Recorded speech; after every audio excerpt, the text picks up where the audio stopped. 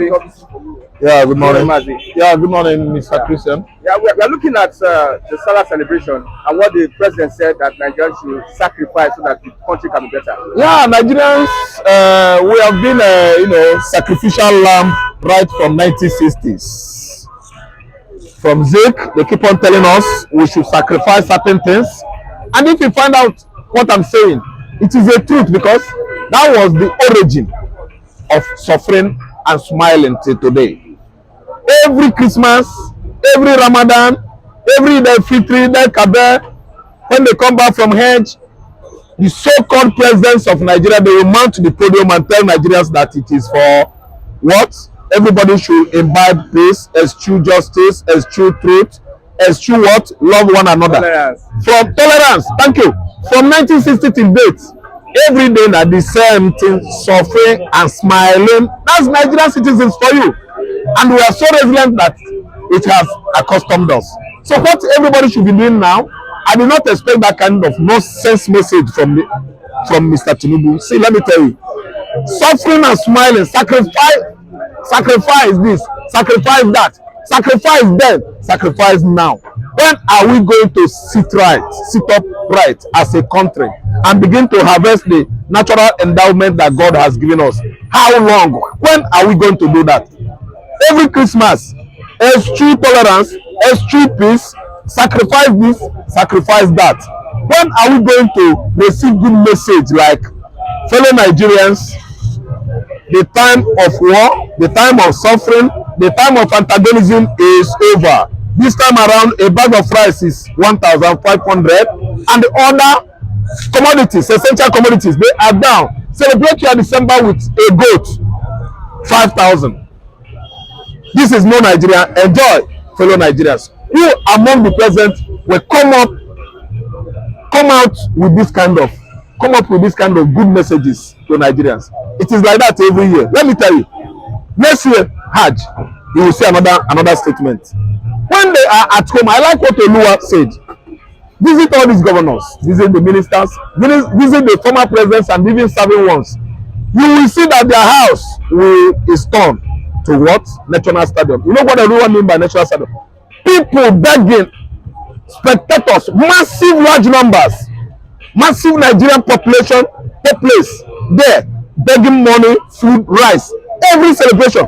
You that is a minister, you that is a president, why couldn't you change that situation so that nobody, no such crowd will be visiting? Comes another celebration. Why not pacify the situation, make things change economically and otherwise, so that during celebration you and your family will be celebrating. Ministers and their family, policemen and soldiers, military. Look at the story Oluwa is telling us about the head of RRS buying 6 cows. Where the hell did he get the money? That 6 cows, he realized it from his salary. Organa lie. The police is stinking. The police is another stinking institution in Nigeria. The police institution has decayed worse than what? Bad egg, rotten egg.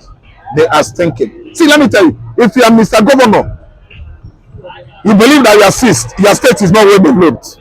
You promise them that. You promise them this. When you won the election, what is stopping you from using your security money, using the allocation that is coming from the centrality and develop your state? Let me take my state for instance. When Obiama and Obi were there, I think we felt them anyway, and even in Giga. But this time around, see what Charles Solu Nkwoudo is doing in Anambra State. Charles Solu Nkwoudo is not doing anything. And you know how Anambrans struggle hard to make sure that Apuga carried the day during the last election held in Anambra State. Now, Charles Solu Nkwoudo has come. He is dancing to his Fulani masters in the north. No, they are in control of him because he's not doing anything in Anambra State. Yes, I even preferred another person to have won that election because Charles Solu Nkwoudo is not doing anything. I'm telling you. So let me tell you, Salah celebration, hardship is thinking is normal. The poor Fulanis, the poor Hausa, the poor Yorubas that are Muslims, they are what? Suffering. Igbos, they don't celebrate Salah. I come out with truth. I stayed over 20-something years in Igbo land before coming to Lagos. We call it that Hausas, they are closing their mouth. That's fasting. The whole celebration, that's what we call them. Whether not then they fast that time, we say Hausas are fasting. School, we don't go. We stay back. We sit back as you know to enjoy our public holidays. We don't celebrate Salah. We are the Jews, and there's nothing ever that will bring the Jews and the Arabs together again. No, until Jesus comes. The Jews, they love Islam more than Christianity. They love Muhammad more than human being. They love Allah more than themselves. That's why they sacrifice anybody that talks bullshit about Allah. Don't you know, or didn't you hear that Sokoto, someone was a butcher, meat seller was stoned to death that they talk bullshit about against Allah. Why don't you allow Allah to fight for you? Why must you fight and kill for your God? And later during the celebration, you are preaching love and peace. Okay?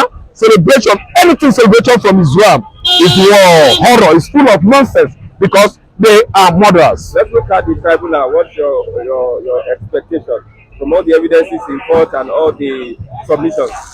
I predict again. There is much overcrowded evidences from Labour Party. There's much overcrowded documents as evidence, crowded documents as virtually what they have seen. The judges, the panel, the tribunal, with their what? Eyes. Much more. Because we enter the court with what? Big television. So the evidences are overwhelmingly what? Too much. So this time around, I don't see any much curiosity again. What I'm seeing is cupidity. See, let me tell you, cupidity. CUPIDITY. Let me tell you, it is more than what? Being over anxious that we are getting there. See, we have gotten to that place. But let me tell it again. Obi, if given that power, verdict in the court, which of course I know they are going to give it to him, TINUBU will not leave that place. He will insist because APC, they have, sworn that they are going to spend the year PDP spent in power from 1999 to 2015. Are you listening to me? So this time around, they want to revenge.